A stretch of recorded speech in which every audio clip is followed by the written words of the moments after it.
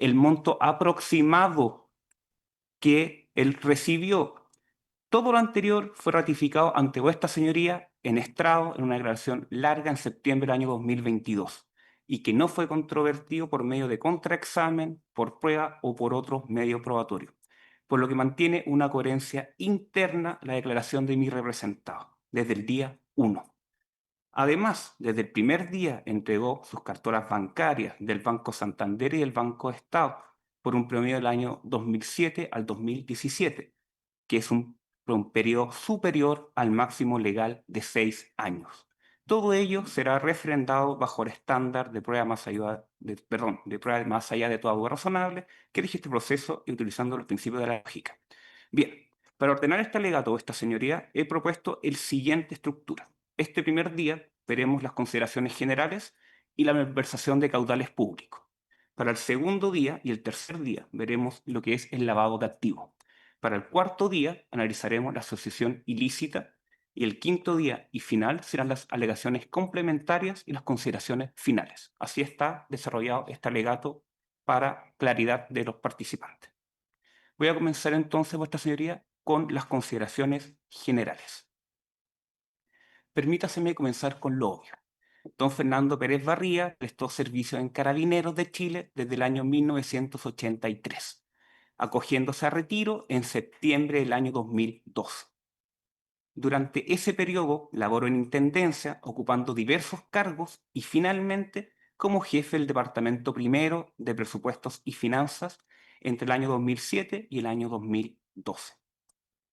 Esto quedó demostrado mediante la documental apreciada, la declaración de don Fernando Pérez Barría y sus múltiples declaraciones previas ante la Fiscalía. Asimismo, quedaron evidenciadas sus funciones en los distintos cargos, especialmente como jefe de departamento, a la vista de los reglamentos respectivos de las leyes y su normativa complementaria, así como, de nuevo, de su propia declaración detallada y clara. Como esto anterior, la función del señor Pérez es relevante a lo largo de todo este alegato y es común a la misma, diremos las funciones resumidas del departamento primero y la que respondía a mi representado como jefe del mismo. ¿Qué hace dicho departamento? Después de 3 años y 9 meses de juicio, podemos resumir que tiene por objeto realizar lo siguiente. Primero, elaborar y proponer los anteproyectos de presupuestos anuales, tanto en moneda nacional como extranjera, considerando para ello los requerimientos de organismos competentes y las instrucciones existentes sobre la materia. Segundo, estudiar proyectos específicos dispuestos por el mando institucional. Tercero, llevar el control de la obtención y uso de los fondos asignados, que esto es la ejecución presupuestaria. Cuarto, entregar rendiciones de cuentas, informes de ejecución presupuestaria, movimientos de fondos y estados financieros que corresponden. Estas son las funciones primordiales del departamento primero. Y este departamento también tiene secciones dependientes, la sección de planificación presupuestaria y la sección de ejecución presupuestaria. Como jefe, le correspondía ejecutar las actividades relativas a la formulación y ejecución presupuestaria de Carabineros de Chile. Para ello, se coordinaba con organismos internos y externos, tales como la División Carabineros y la División de Administración y Finanzas, ambas del Ministerio del Interior y Seguridad Pública. Se relacionaba con los sectorialistas de la Dirección de Presupuestos del Ministerio de Hacienda y con el Departamento de Contabilidad de la Contraloría General de la República. Otra de sus funciones era que mensualmente supervisaba la ejecución presupuestaria mediante el análisis del estado de requerimientos de gastos presupuestarios y el balance de comprobación y saldos, informes que se obtenían del Sistema de Gestión Financiera del Estado, el famoso SIGFE. Estos informes los enviaba a las altas reparticiones, departamentos y unidades de contabilidad y finanzas, con observaciones para regularización si los hubiere. Además, mensualmente se remitía información financiera contable y presupuestaria a la División de Carabineros del Ministerio del Interior y Seguridad Pública, a los analistas sectorialistas de la DIPRES y el Departamento de Contabilidad de la Contraloría General de la República. Es relevante decir, vuestra señoría, y reafirmarlo, que el departamento primero no está facultado para hacer una auditoría operativa de los gastos presupuestarios. Examen y ajustamiento de cuenta es una facultad única y exclusiva del Departamento de Contraloría Financiera de la Inspectoría General de los Carabineros, según el artículo 78 del Reglamento 21 y de la ley, del artículo 87 de la Ley Orgánica 10.336. En ese sentido, el Departamento PRO1 no hace auditoría operativa. También tenía a su cargo solo las cuentas corrientes fiscales del Departamento Primero, que como todos sabemos requieren de 2 firmas giradoras. Tal como se estableció durante todo este juicio, y sin duda alguna, es menester decir que el Departamento Primero no ejecuta el presupuesto, no devenga ni paga beneficios económicos a funcionarios, deudas a proveedores ni deudas a terceros. Después de todo esto, es evidente que solo transfiere disponibilidades presupuestarias y financieras a los departamentos de contabilidad y finanzas que ejecutan, como lo es el departamento tercero, que son ellos los que pagan a funcionarios, a proveedores y a terceros. Visto lo anterior, hay puntos que no admiten discusión ni son controvertidos por esta defensa o esta señoría. Mi representado, don Fernando, recibió dinero de don Renato Sarabia Lagrese y don Jorge Latrille, miembro, que en paz descanse, por un total de 12.200.000 pesos aproximadamente, en dicho periodo, años 2008-2009. Sin embargo, consta que sin perjuicio de las actuaciones durante el periodo 2008-2009, mi representado decide libremente detener su participación, expresándoselo a terceros de forma expresa. Nunca más recibió dineros irregulares, como veremos en profundidad en los acápites respectivos de este alegato. Esto, ya adelantando este argumento, demuestra objetivamente un corte en su actuación, con relevancia e importancia jurídica. Tras toda la prueba rendida, mi representado cometió un delito. Sí, no hay duda, vuestra señoría. Ni podemos negar lo que él mismo estableció como cierto en su declaración y que las pruebas refrendan. Pero, y adelantando un poco, no son los ilícitos que pretenden los acusadores. Veremos qué delito cometió efectivamente, qué hizo y qué no. Y para ello haremos un análisis lógico de nuestras posiciones. Iniciaremos, vuestra señoría, a diferencia de la acusación, con la malversación de caudales públicos. ¿Por qué? Es porque entendemos que este es el delito, abro comillas, base de toda la alegación. Entonces, primero haremos cargo de esto para luego pasar a los demás delitos.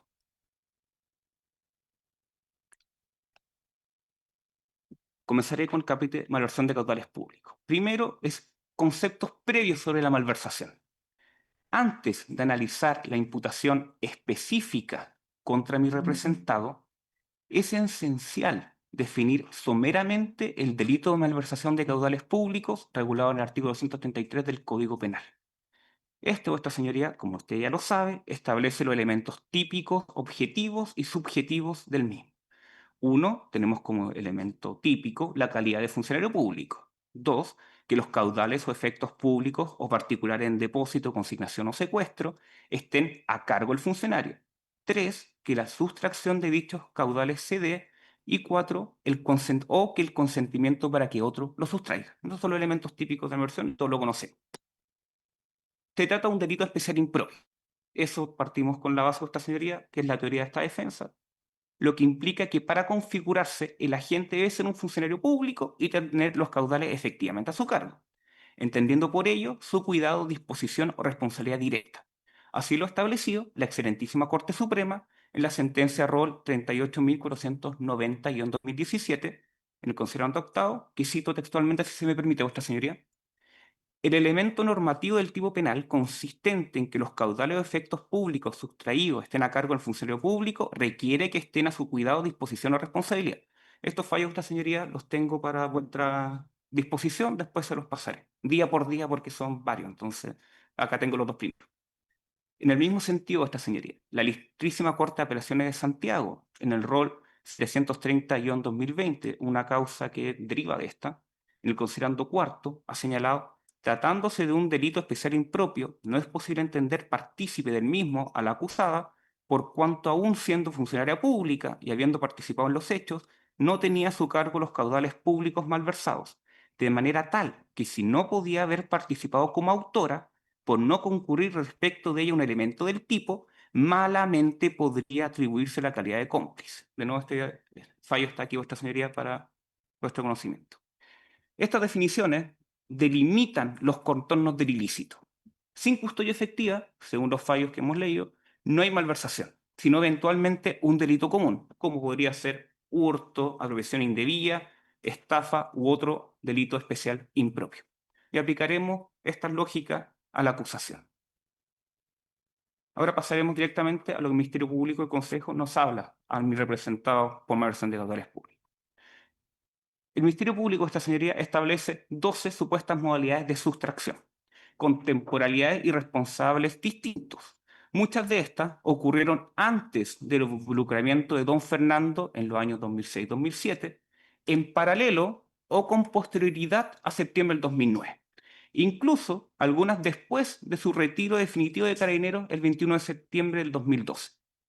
Esto demuestra la falta de continuidad delictual y la imputación excesiva. Para claridad, ordenaré las 12 modalidades cronológicamente por fecha de inicio, indicando cuentas y periodos basados en la acusación fiscal. Pido paciencia porque son varias cuentas. Así. Primero, cheques, gastos operacionales, departamento tercero, que es la cuenta corriente número 901-3067. Esta modalidad es de enero del 2006 hasta julio del 2008. Dos, cheques, gastos en personal, departamento tercero, cuenta corriente número 901-813-1 de febrero del 2006 a diciembre del 2006. 3. Cuenta fantasma, cuenta corriente número 462187 de julio del 2006 a febrero del 2008. Cuarto, desahucio de evolución 5%, que es la cuenta corriente número 901-815-8, que va de mayo del 2007 hasta diciembre del 2013. Valores en tránsito, cuenta corriente número 901-814-0, que va de abril 2008 a diciembre del 2011. Sexto, adulteración de archivos planos TXT, gasto en personal departamento tercero, cuenta corriente número 901-813-1, de febrero del 2009 a agosto del 2015. Séptimo, desahucio y falsificación, cuenta corriente número 901-815-8, de octubre del 2010 a noviembre del 2014. Octavo, cheques Mario María, departamento primero, cuentas corrientes número 901-518-3 y 901-285-1, de octubre del 2012 a octubre del 2016. Noveno, desahucio anticipo a rendir, departamento primero, departamento tercero, la cuenta corriente 901-815-8, de enero del 2014 a diciembre del 2015. Décimo, jefatura de zona metropolitana, que es la cuenta corriente 9031-3 de abril 2014 a agosto 2014. 11. US10, US11, cheques de la cuenta corriente 900-124-7 de agosto 2015. 12. US10, US11, transferencias, cuentas corrientes 901-24-7 y 902-080-2 de febrero del 2016 a noviembre del 2016. Como esta señoría sabe, cada modalidad involucra a distintos funcionarios según sus roles, jefes o secciones, en departamentos como tercero, tesorería y remuneraciones, primero, presupuesto y finanzas, contabilidad de zona metropolitana o S10 o S11. La sustracción se materializaba en registros SICFE, SIC o giro bancario específico. Dejemos claro esta señoría, mi representado nunca participó en sustracciones directas de la cuenta corriente del departamento primero, como leímos estas 12 modalidades. Durante su jefatura, del 1 de enero del 2007 hasta el 21 de septiembre del 2012, los fondos se transferían íntegramente como remesas otorgadas a otros departamentos, permaneciendo en el patrimonio fiscal y pasando a custodia de otros giradores. Don Fernando Pérez Barría fue girador autorizado, según la Contraloría y el Banco Estado, y tenía su custodia y disposición las cuentas corrientes fiscales del departamento primero, que son las siguientes. La cuenta corriente número 901-518-3, que es gasto en personal departamento primero. La cuenta corriente 901-285-1, gasto operacionales departamento primero. Y la cuenta corriente 1252-7, que es moneda extranjera, departamento primero. En estas cuentas del año 2006 al 2012 no hubo ninguna malversación atribuible a él. De ello dio cuenta el perito de la Contraloría General de la República, don Diego Osandón, quien hizo peritaje de las cuentas corrientes 901.518-3, gasto en personal, y 901.285-1, gastos operacionales. Las remesas otorgadas, que eran de disponibilidades financieras, se depositaban correctamente y se registraban como remesas recibidas en SICFE, quedando bajo custodia de otros funcionarios en los departamentos receptores. Posterior a su retiro, vuestra señoría, en septiembre del 2012, surgen nuevas defraudaciones directas del Departamento Primero Presupuesto y Finanzas. Las modalidades: Mario María, desde octubre del 2012 hasta octubre del 2016, por la suma de 11.932.202.764 pesos. Desahucio, anticipo rendir, desde enero de 2014 hasta diciembre de 2015, por la suma de 6.948.806.815 pesos. Esto confirma la sustracción del Departamento Primero se producen con posterioridad a su jefatura. Y esto es un dato objetivo y no controversial. Es por ello, después de esta pequeña introducción, que los acusadores solo acusan a mi representado en dos modalidades. Primero, adulteración de activos planos TXT, y dos, valores en tránsito. Todas cuentas a cargo del Departamento Tercero y en custodia y disposición de los giradores autorizados del mismo Departamento Tercero. Voy a comenzar con adulteración de archivos planos TXT.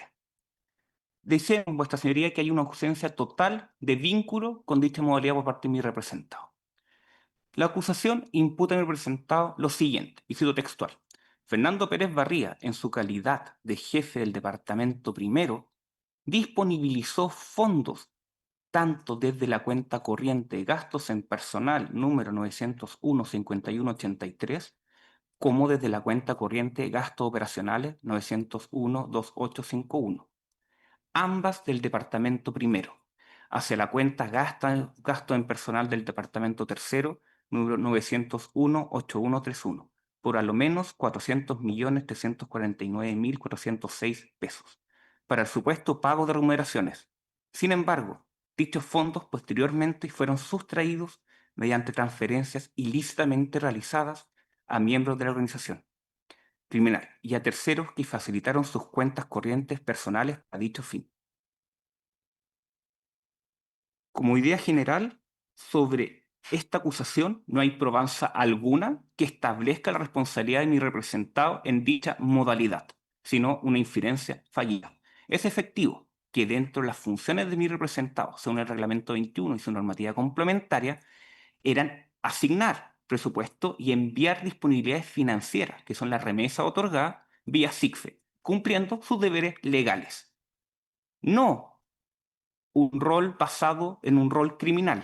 Las remesas llegaban íntegras a cuentas corrientes fiscales del Departamento Tercero, registradas automáticamente según fue validado por los peritos de la Contraloría General de la República, don Diego Sandón, quien perició las cuentas corrientes fiscales, gastos en personal y gastos operacionales del Departamento 1, Presupuesto y Finanzas.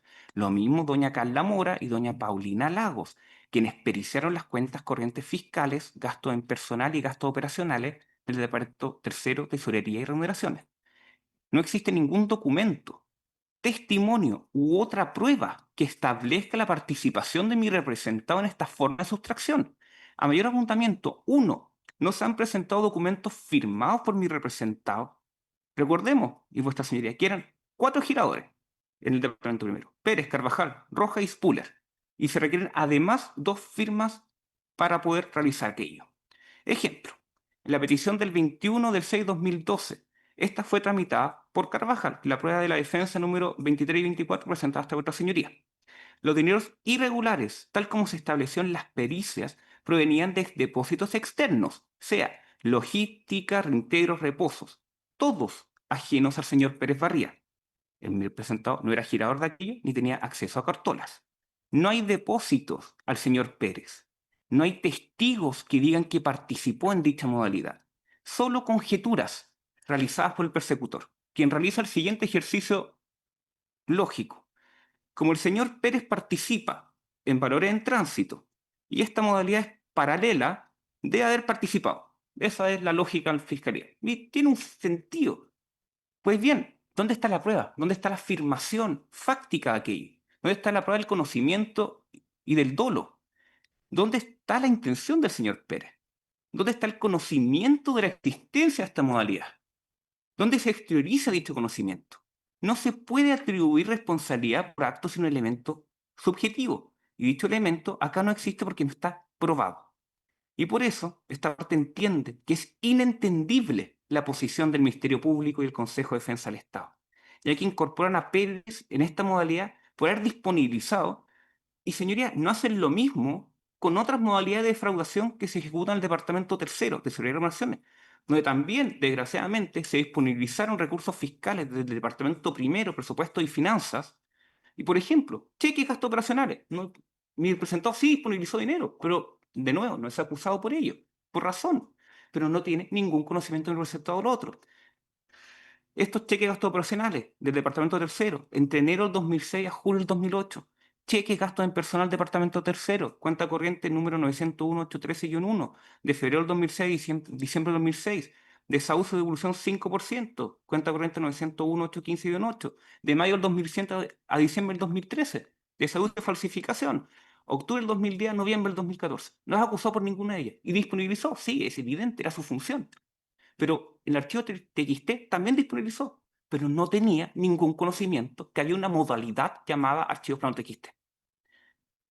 No tiene sentido, además, vuestra señoría, usemos la inducción o la deducción, que el señor Pérez realizara con conocimiento una acción delictual sin una contraprestación, como se verán valores en tránsito. Vamos a analizar valores en tránsito y vamos a ver cómo operaba.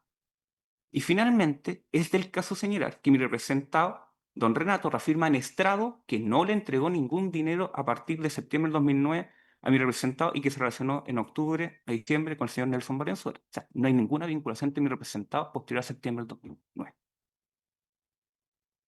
¿Me dijeron un receso para el baño?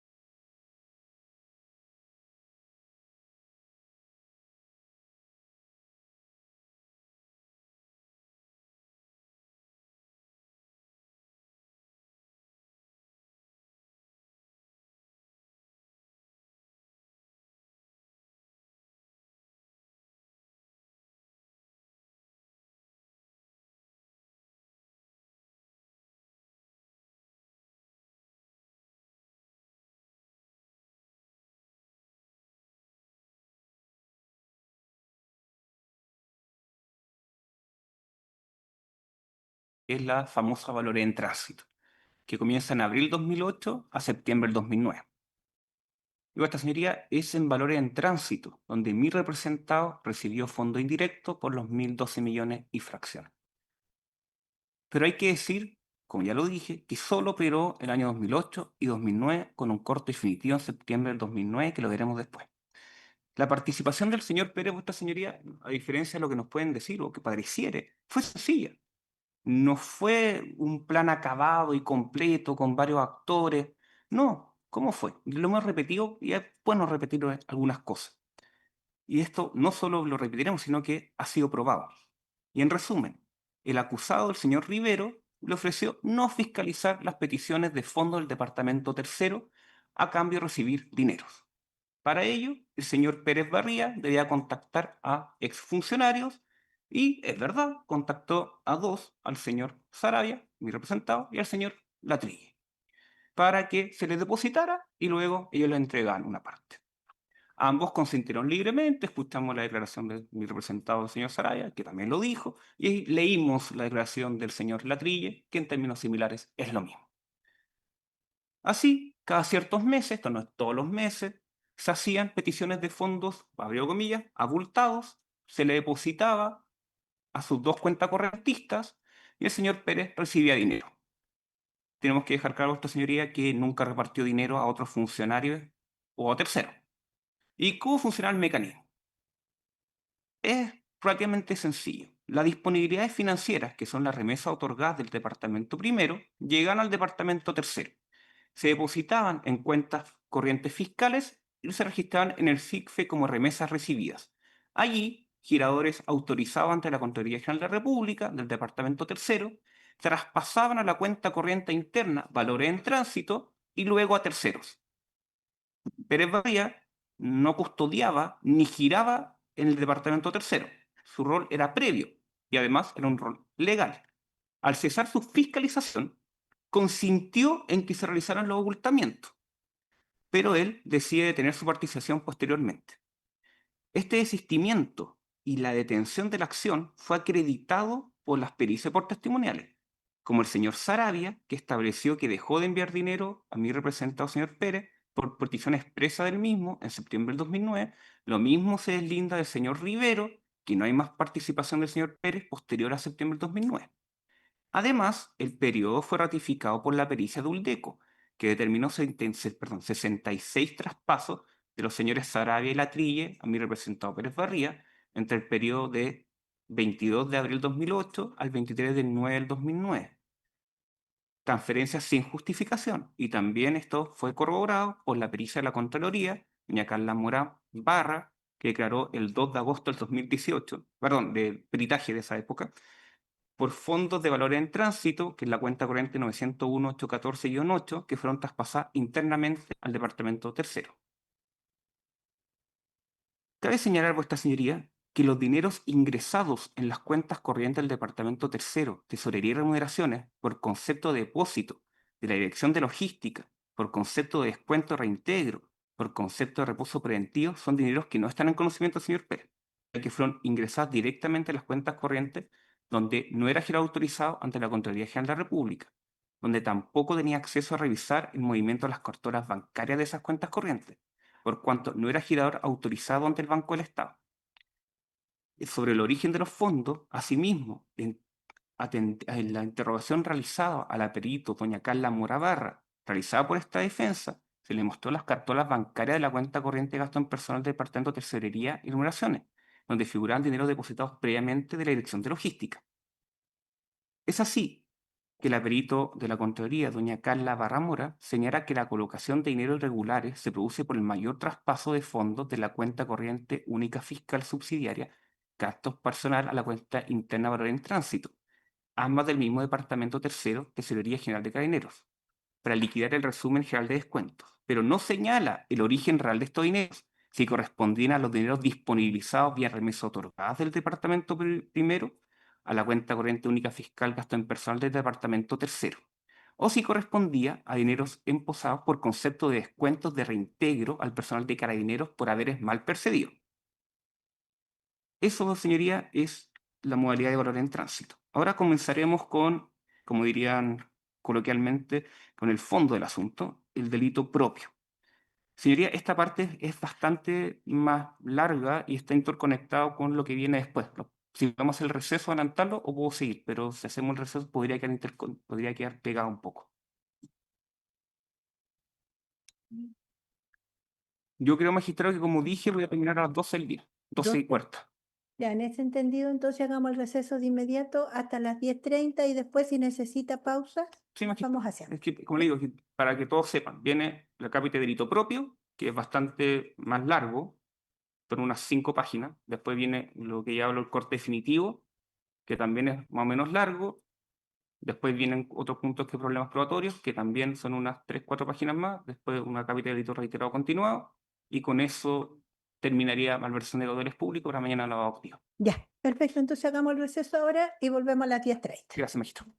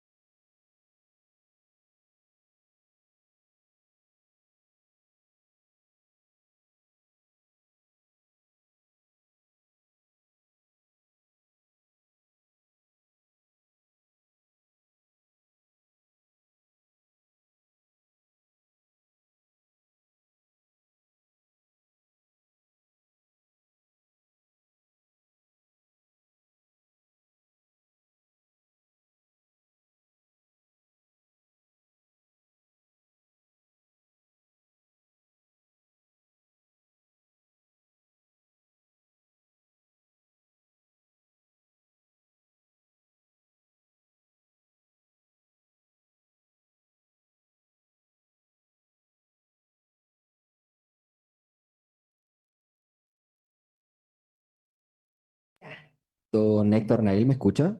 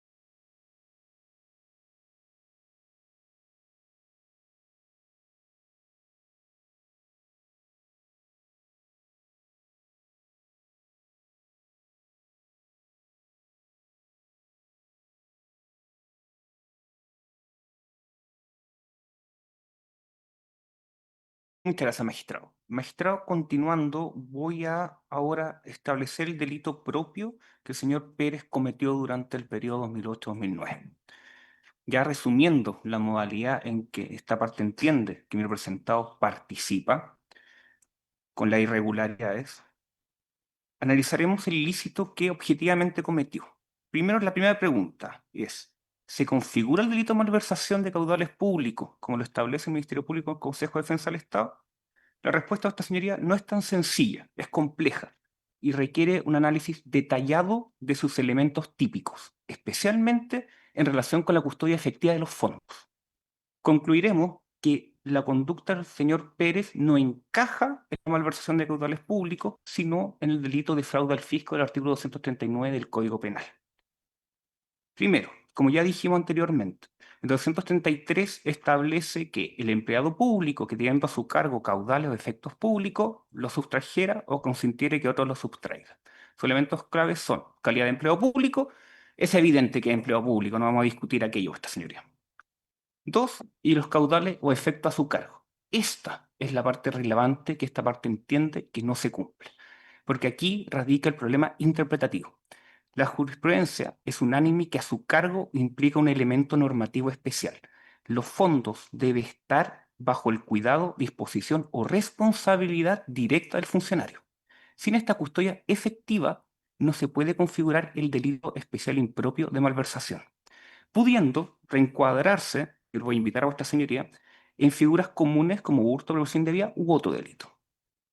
Tal como dije anteriormente, la jurisprudencia de la Corte Suprema, en el rol 38.490-2017, que establece que este elemento consistente en que los caudales o efectos públicos están a cargo del funcionario público, requieren que esté a su cuidado, disposición o responsabilidad. Y esta sentencia ha sido citada en fallos posteriores, como el rol 1229225-2022, que si bien habla lo mismo del tema del deber de cuidado, ah, no la cito directamente porque es una absolución por falta de rol de funcionario público, que no corresponde porque obviamente mi representado es funcionario público. La aplicación al caso. Don Fernando Pérez tenía custodia, disposición y control, sí, sobre las cuentas corrientes del departamento primero. No hay duda de aquello.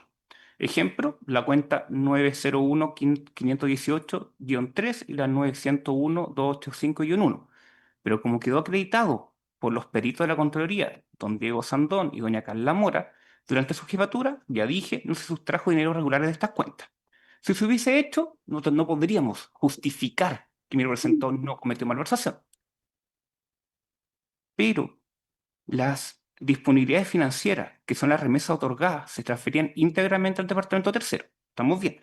Y el departamento tercero, y acá es el punto, en la cuenta corriente fiscal gasto en personal se registran como remesas recibidas, pasando custodia, disposición y control de estos funcionarios del departamento tercero.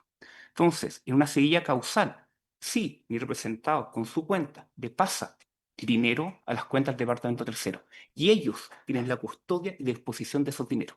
Como verá vuestra señoría, no se ha aún salido de la esfera de custodia del Estado. Los giradores autorizados de estas cuentas corrientes fiscales, como lo señaló en estrado entre el 22 de agosto y el 6 de septiembre del año 2026, la perita Carla del año 2023, perdón, ha pasado tanto tiempo esta señoría que las fechas por supuesto que complican cuando son 3 años y 9 meses de juicio. La perita Carla Mora de la Contraloría General, al referirse a la apertura y firma giradora en su exposición de su informe de la revisión de la cuenta corriente gasto en personal de Carabineros de Chile, del Departamento Tercero, Tesorería y Remuneraciones de Carabineros, eso lo estableció ella, por supuesto, los giradores del Departamento Tercero. Una vez transferidos, los fondos salían de la esfera de responsabilidad, creando una nueva esfera de custodia, disposición y control en los funcionarios públicos del Departamento Tercero, donde posteriormente se materializa la sustracción mediante un traspaso interno desde la cuenta corriente fiscal gasto en personal a la cuenta corriente interna valores en tránsito, ambas del Departamento Tercero, Tesorería y Remuneraciones, y luego a terceros en forma irregular sin corresponderle por beneficio, como expuso en estrado entre el 25 de julio y 2 de agosto del año 2023, la misma con perito de la Contraloría General de la República, donde expuso el informe pericial 432-2018 de la revisión de la cuenta corriente número 901-814-0, denominada Valores en Tránsito del Departamento Tercero, Tesorería General. Entonces, si bien mi representado, con conocimiento, transfiere estos fondos que quedan en custodia del Departamento Tercero, ¿dónde está el dominio del hecho de mi representado? En malversación reside de quien dispone finalmente estos fondos. Mi representado no entregaba más que lo solicitado por el Departamento Tercero. Respondía a las peticiones formales de fondos para remuneraciones, vía la documentación electrónica institucional, los famosos DOE o DOE, sin control posterior por mi representado. Y los controles internos propios del Departamento Tercero, de su jefatura, el control interno de la Contraloría Financiera, de Inspectoría General y Externo de la Contraloría General de la República. Si se hubieran sustraído directamente las cuentas del Departamento Primero, donde él era el titular, como dije, cambiar el escenario. No podría estar discutiendo esta teoría. Pero esto no ocurrió. Ocurre posterior a que mi representado se va donde hay fondos del Departamento 1 sustraídos. Todo esto se acreditó por las pericias bancarias y contables. Y este argumento refuerza que no tenía a su cargo los caudales en el momento de la sustracción afectiva. La sustracción o consentimiento como tercer requisito. Aunque la norma incluye consistiere que otro lo sustraiga, esto no elimina el requisito previo de custodia. La voz consintiere amplía el dolo a omisiones, pero solo si los fondos están a su cargo. El consentimiento debe vincularse a una responsabilidad directa. De lo contrario, se diluye el carácter especial del delito. En doctrina, así fue Osandón Guido en Malversión y Fraude del Fisco del año 2019, la objetividad jurídica de la malversión protege la probidad en la administración de bienes bajo custodia específica, no un consentimiento remoto. Así, cito directo a Osandón, abro comillas, en los delitos de malversación en general, los tipos se construyen en torno a la figura del funcionario que tiene los caudales o efectos a su cargo. Es decir, entre el funcionario y el objeto sustraído debe existir una especial relación. Debe tratarse de objetos vinculados al funcionario por una especial relación de custodia derivada de su función pública. Voy a hacer un ejercicio. Supongamos esta señoría que un director de una empresa pública, con caudales a su cargo, transfiere fondos a un hospital público, cuyo director, también funcionario, los solicita formalmente pero luego los sustrae. El director del hospital comete malversación, puesto tiene la custodia final, pero el de la empresa no, pues los fondos ya no están a su cargo, salvo prueba del concierto previo con dolo directo. Si el de la empresa consiente remotamente, sin custodia, no encaja en el artículo 233.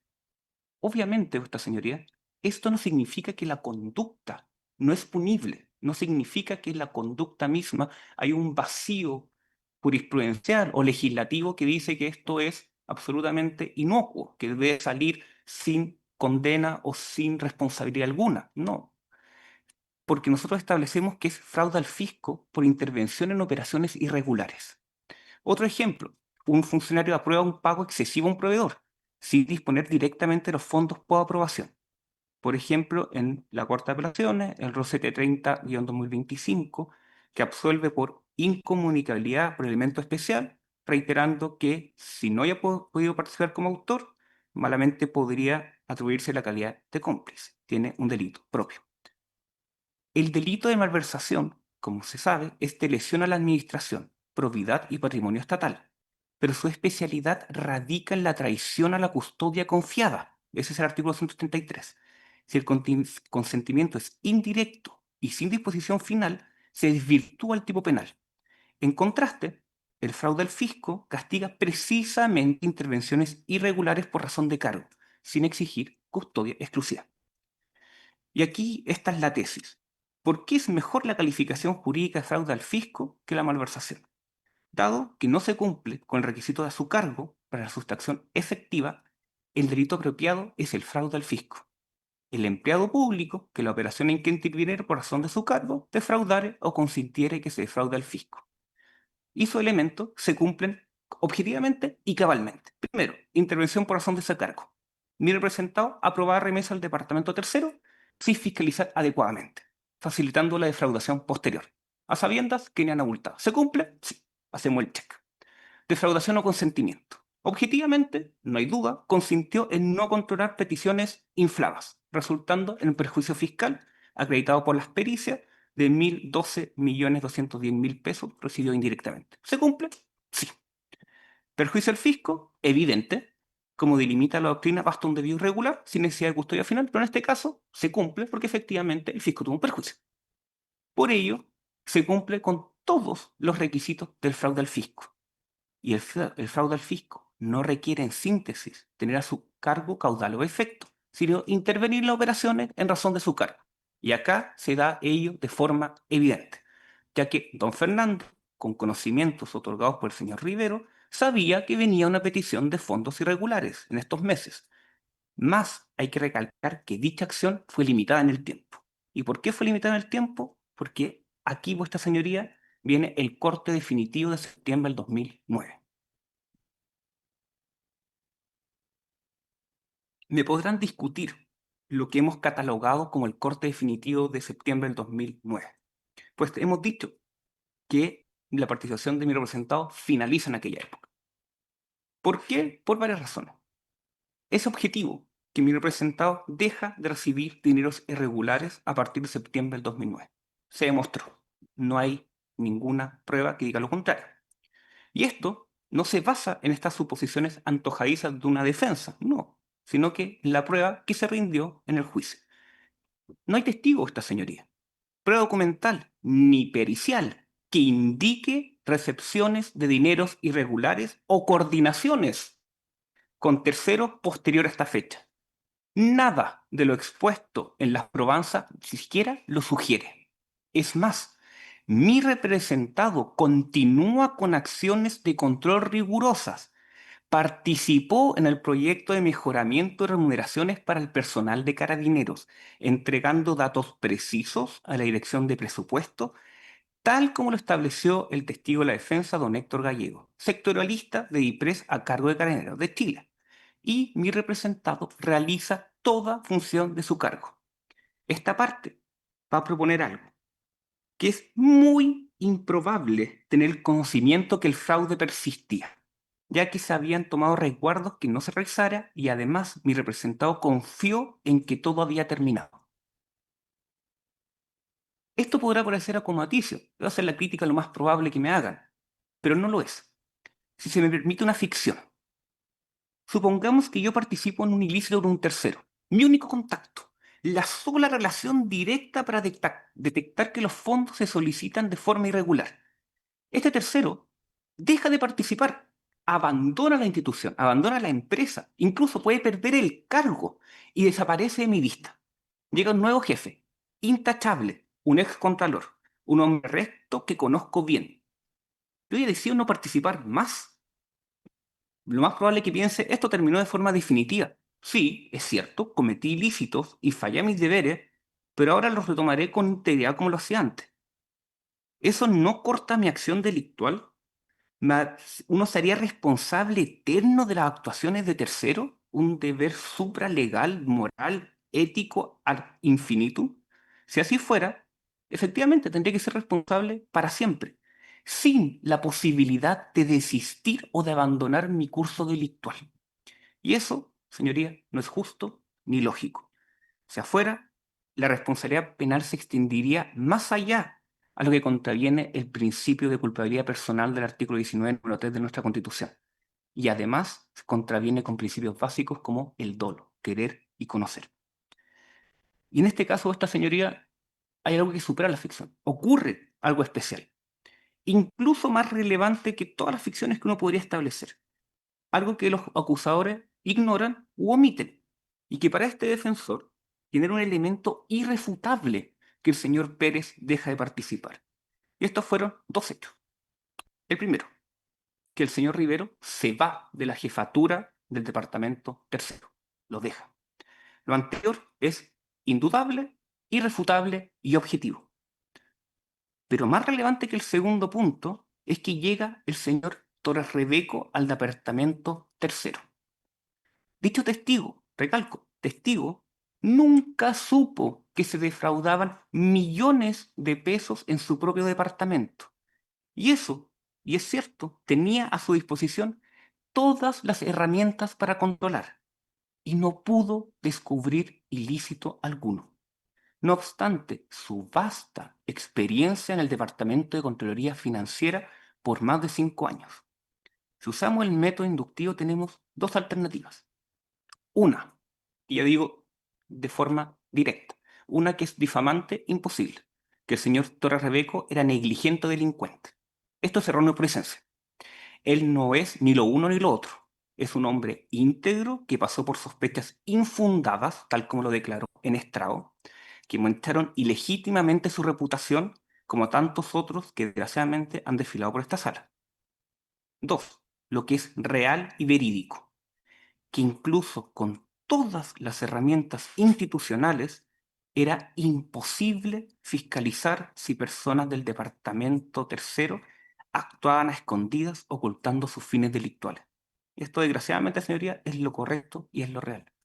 Se robaron dinero del departamento tercero cuando el señor Torres Rebeco era jefe, sin conocimiento de este y, por supuesto, sin conocimiento de Fernando Pérez. Vimos las pericias. Es así. No se requería de un conocimiento y la involucración de mi representado, incluso el señor Torres Rebeco. Todas estas situaciones de corte definitivo de la participación de mi representado en septiembre del 2009 fue refrendada con los testimonios en estrado del acusado Noldo Rivero y también por el acusado Renato Sarabia, quien señala que el señor Pérez le dice explícitamente que la cuestión no va más y que comenzaría a fiscalizar todos los recursos. Con todo, el corte fue acreditado además y validado por el perito de la ULTECO del mismo Ministerio Público, que vamos a hablar profundamente de él en el capítulo de lavado de activos. Pero don Alex González identifica ingresos informales irregulares desde la operación 1, 22 del 4 del 2008, hasta la operación 66, 23 de septiembre del 2009. No hay más. Ningún testigo de cargo de todos los que pasaron pudo establecer que el señor Pérez tenía incluso conocimiento de que las operaciones continuaban posterior al 2009. Y esto es fundamental. Aquí voy a hacer un paréntesis, vuestra señoría, ya que me debo hacer cargo de un punto que ha salido en un par de oportunidades. Es un famoso post-it, papelito o papel, depende de quién lo diga, que supuestamente mi representado le entregaba al señor Rivero y este a su vez al señor Valdés. Primero, debemos decir que la existencia misma del post-it o papel o papelito no tiene corroboración con prueba objetiva, sino que son dime y direte de entre algún acusado y otro acusado, y que, en juicio de esta defensa, no modifican en nada la participación acotada del señor Pérez en los hechos que se le imputan. Pero sí, esto es relevante para un ejercicio hipotético, un ejercicio de simulación lógica. Digamos que existe este post-it. Esta existencia de este supuesto post-it, papelito o papel, reafirmaría aún más el corte definitivo de participación del señor Pérez. ¿Por qué? Ya que si existía este papel y el Estado se lo pasaba a Rivero y Rivero se lo pasaba al señor Valdés, cuando se va el señor Rivero, ¿el papel dónde queda? Si este era el intermediario, el señor Rivero se va, Valdés nunca más habla de un papelito ¿Dónde queda este papel? ¿Qué es la forma de comunicarse?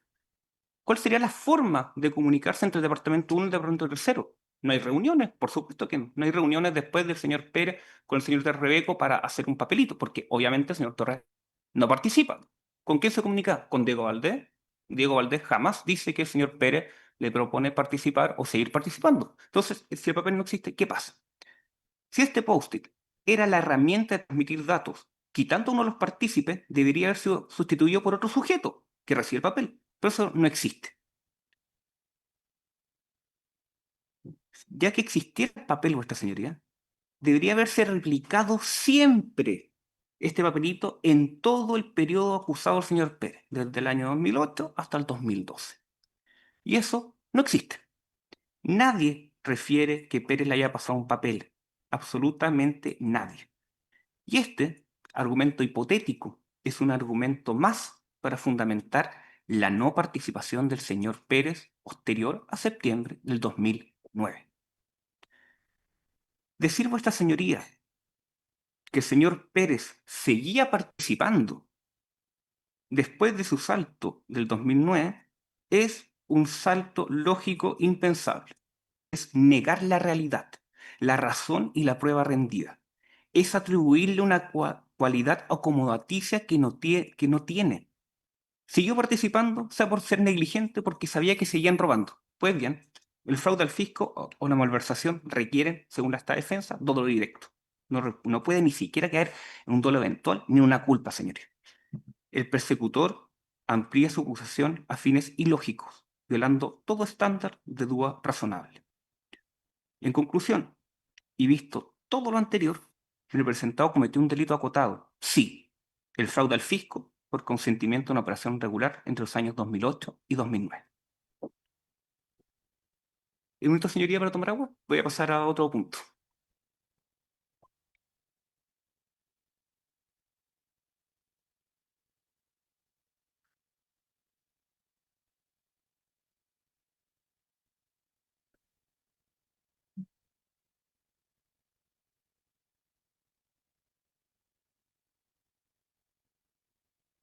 ¿Puedo pasar al baño un minuto? Sí. Gracias.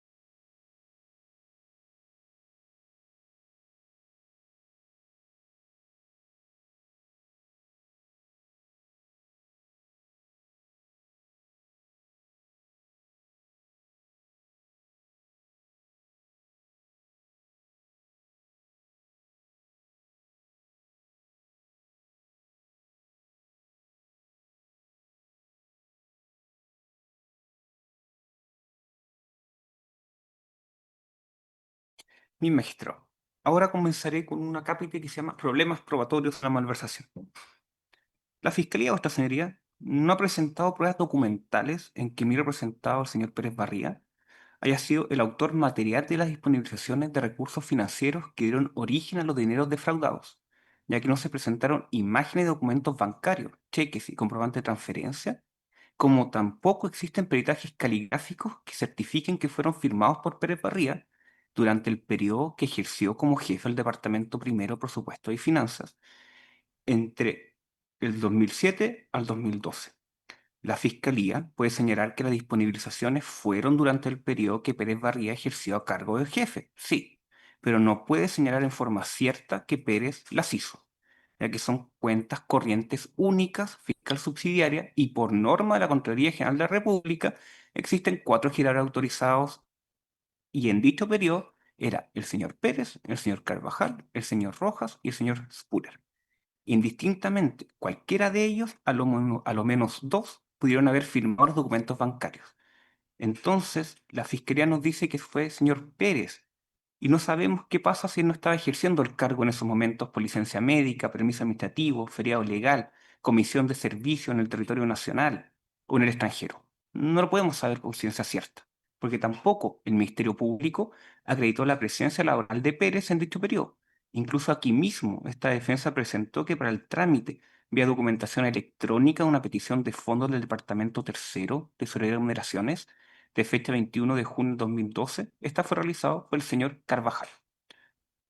Tampoco la Fiscalía ha presentado pruebas documentales que el señor Pérez Barría haya sido el autor material de las autorizaciones de las peticiones de fondos del Departamento Tercero de Tesorería y Remuneraciones para la liquidación del pago de remuneraciones mensuales vía documentación electrónica.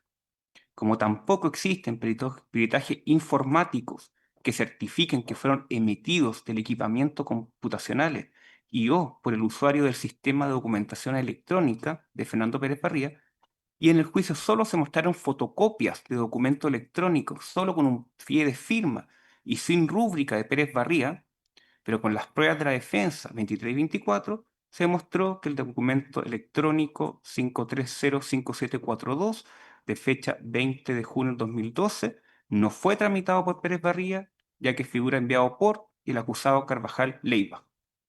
Por lo tanto, el Ministerio Público no puede señalar que el señor Pérez Barría tramitó todas estas peticiones de fondos solicitadas por documentación electrónica por el Departamento Tercero de Tesorería y Remuneraciones. Esto, vuestra señoría, es una limitación probatoria, cierta, que debe tomarse en cuenta con objeto de valorar de forma positiva nuestra postura y posteriormente en la audiencia del 343, la declaración de mi representado y todas las declaraciones anteriores. Y también cierto, esta señoría, que el Ministerio Público no aportó ningún documento o prueba de que mi acusado estaba rindiendo póliza de fianza, en virtud del artículo 139 de la Ley Orgánica Constitucional 10.336 de la Contraloría General de la República. Y esto era relevante, puesto podríamos establecer de forma directa quién tenía a su cargo la custodia, administración y recaudación de determinadas cuentas. Pero no, esta señoría, esto es para enmarcarlo entre el año 2008-2009 y valorar la declaración de mi representado. Ahora, señoría, voy con el tesis del delito reiterado o si es delito continuado u otro. Vuestra señoría, el delito de fraude al fisco cometido por mi representado, limitado al periodo de abril 2008 a septiembre del 2009, no puede configurar un delito reiterado, que implicaría un agravante de la penalidad por multiplicidad de infracciones independientes. Por el contrario, se ajusta a la figura del delito continuado, que trata la conducta como una unidad delictiva única, permitiendo una pena proporcional al conjunto sin sumatoria. Esta calificación se basa en los requisitos establecidos por la jurisprudencia, como en la sentencia de la excelentísima Corte Suprema Rol 38.490-2017, que delimita el delito continuado como una serie de actos homogéneos que lesionan el mismo bien jurídico conectados temporal y ocasionalmente, sin interrupciones que rompan la unidad. Lo mismo el fallo de la excelentísima Corte Suprema, rol 183.396-2023, en el considerando décimo, que voy a citar textualmente, que se habla de delito continuado para referirse a varias acciones ejecutadas en tiempos diversos, cada una de las cuales, considerada en forma independiente, realiza completamente las exigencias de tipos delictivos de la misma especie, No obstante lo cual, han de ser tratados como un todo y castigados como un solo hecho punible, en virtud de la relación especial que media entre ellas. En el mismo sentido, con arreglo a ella, teoría de la alternación, la reunión de los diversos hechos actos aisladamente considerados delitos objetivamente autónomos en una unidad de acción presupone subjetivamente que el autor renueve la misma resolución delictiva o una similar, bajo el efecto motivador de circunstancias equivalentes o esencialmente equivalentes. Y cita una sentencia del año 2003. Analicemos, vuestra señoría, cada requisito del delito continuado aplicando los hechos acreditados para demostrar su concurrencia en el caso. Primero, unidad jurídica del bien lesionado. El delito continuado exige que todos los actos lesionen el mismo bien jurídico protegido. En la especie, los hechos afectan uniformemente la probidad administrativa y el patrimonio fiscal. La objetividad del fraude al fisco del artículo 399. No hay variación en el interés lesionado. Cada recepción indirecta de fondos irregulares impacta al mismo bien, donde se aplica el delito continuado de fraude seriales en contextos institucionales similares. 2. Similitud del tipo penal.